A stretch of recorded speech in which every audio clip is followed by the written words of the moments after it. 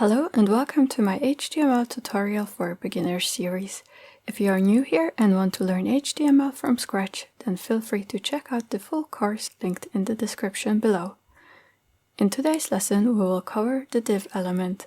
The div creates a section or division on the page, but without assigning any meaning to it. It is mainly used as a container for various nested elements, which can then be styled with CSS or altered with JavaScript. For example, here I have a paragraph of text and an image. Let's say I want the two to be surrounded with a border.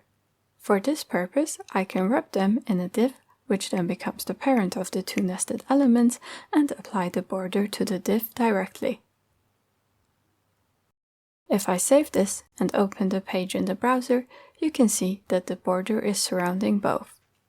Div makes styling content consisting of various nested elements much easier without giving the section it creates any semantic meaning. So, that's it for the div element.